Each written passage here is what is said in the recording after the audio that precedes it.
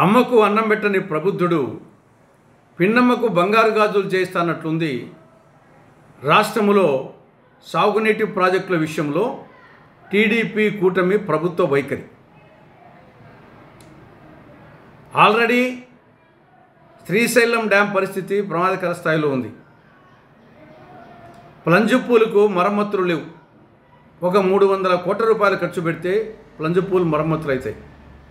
ఆ 300 కోట్ల రూపాయలు ఖర్చు పెట్టడానికి దిక్కులేక ఆ ప్లంజుపూల్ అలాగే ఉంది. మొత్తం శ్రీశైలం డ్యామే కొట్టుకుపోయే పరిస్థితిలో ఉంది. దాని పరిస్థితి అది.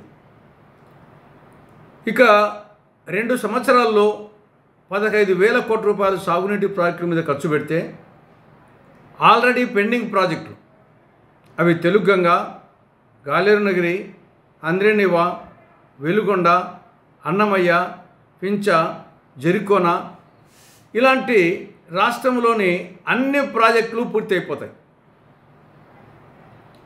కానీ నిధులు లేని కారణంగా అవి నిరసించిపోయినాయి. కొన్ని ప్రాజెక్టులేమో ఎక్కడ వేసిన గొంగలి అక్కడైనా చందనం ఉండిపోయినాయి. కొన్ని ప్రాజెక్టులేమో నత్తకు నడక నేర్పుతూ ఉన్నాయి. ఈ పరిస్థితిలో టీడీపీ కూటమి ప్రభుత్వం పోలవరం నుండి బనకచెర్లకు ఈ ప్రాజెక్టు చేపడుతుందంట. దీని ఖర్చు ఎంత? యాజ్ ఆన్ టుడే 81,900 కోట్ల రూపాయలు.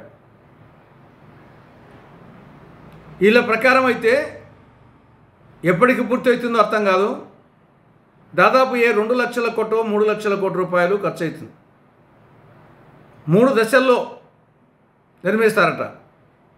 మొదటి దశ పోలవరం నుండి ప్రకాశం బ్యారేజ్కి, రెండవ దశ ప్రకాశం బ్యారేజ్ నుంచి బొల్లాపల్లి రిజర్వాయర్కు, మూడవ దశ బొల్లాపల్లి రిజర్వాయర్ నుండి బనకచెర్లకు గోదావరి జలాలను తరలిస్తారట. దీనికి 10 లిఫ్ట్లు, 3 టన్నెల్స్. ఆ టన్నెల్ యొక్క లెంగ్త్ 38.01 కిలోమీటర్లు. 4,000 మెగావాట్ల విద్యుత్ అవసరం ఈ లిఫ్ట్ల కోసం. 47,900 ఎకరాల భూసేకరణ అవసరం. అందులో 17,000 ఎకరాలు అటవీ భూమి సేకరించాలి. ఈ 81,900 కోట్లలో 50% విదేశాల నుండి అప్పు తెచ్చారట. ఇప్పటికే రాష్ట్రం అప్పుల కుప్పైంది. మళ్ళా 50% నిధులు విదేశాల నుండి అప్పు తెచ్చారట. 20% నిధులు కేంద్రం పెట్టుకోవాలట. 20% నిధులు కాంట్రాక్టరు భరిస్తాడు. మళ్ళీ అది వినియోగదారు నుండి తీసుకుంటాడు వడ్డీతో సహా. 10% రాష్ట్ర ప్రభుత్వం ఖర్చు పెట్టేట్టుగా ప్రపోజల్ తయారు చేసింది. ఈ ప్రతిపాదనకు అటవీ శాఖ అనుమతులు లేవు, పర్యావరణ అనుమతులు లేవు, వన్యప్రాణి సంరక్షణ శాఖ అనుమతులు లేవు, సిడబ్ల్యూసీ అనుమతి లేదు, కృష్ణా రివర్ మేనేజ్మెంట్ బోర్డు అనుమతి లేదు, గోదావరి రివర్ మేనేజ్మెంట్ బోర్డు అనుమతి లేదు, అపెక్స్ కౌన్సిల్ అనుమతులు లేవు. ఏ అనుమతులు లేవు. కానీ త్వరలో టెండర్స్ పిలుస్తారట. దేనికి? కమిషన్ల కోసం. కాబట్టి ఇది కమిషన్ల కక్కుర్తి ప్రాజెక్టు. ఇది ఖచ్చితంగా మరో కాళేశ్వరం కాబోతా ఉంది. తెలంగాణకు ఏ విధంగా కాళేశ్వరం గుదిబండైందో ఆ విధంగా రాబో రోజుల్లో ఈ యొక్క పోలవరం బనకచెర్ల ప్రాజెక్టు రాష్ట్రానికి మరో కాళేశ్వరం కాబోతా ఉంది. ఇది ఒక గుదిబండ కాబోతా ఉంది. ఉన్న ప్రాజెక్టులకే నిధులు లేక అవస్థ పడతా ఉంటే, ఇప్పటికే రాష్ట్రం అప్పుల కుప్పయింటే,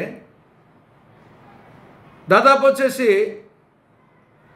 42,000 కోట్ల రూపాయలు విదేశీ సంస్థల నుంచి, కాంట్రాక్ట్ ఒక 10%, 20% దాదాపు 17,000 కోట్ల రూపాయలు, అది కూడా రుణమే, దాన్ని చెల్లించాల్సిందే. ఈ విధంగా రాష్ట్రాన్ని అప్పుల కుప్ప చేసి ఉన్న ప్రాజెక్టులు పూర్తి చేయకుండా కమిషన్ల కోసం ఈ యొక్క పోలవరం బనకచెర్ల ప్రాజెక్టు చేపట్టడం అనేది ఇది ఏమాత్రం సమంజసం కాదు. నిజంగా రాష్ట్ర ప్రభుత్వానికి రాయలసీమ పట్ల, రాష్ట్రం పట్ల, రాష్ట్ర సాగునీటి ప్రాజెక్టుల పట్ల చిత్తశుద్ధి ఉంటే ముందు ఆల్రెడీ పెండింగ్లో ఉన్న ప్రాజెక్టులను పూర్తి చేయండి. అవి అయిపోయిన తర్వాత మీ యొక్క పోలవరము, బనకచెర్ల ఇటువంటి ప్రయోగాలు చేయండి. ముందు ఇవి కంప్లీట్ చేసిన తర్వాతనే ఆ ప్రయోగాలు చేయండి అని చెప్పేసి కాంగ్రెస్ పార్టీ టీడీపీ కూటమి ప్రభుత్వానికి సూచిస్తూ ఉంది.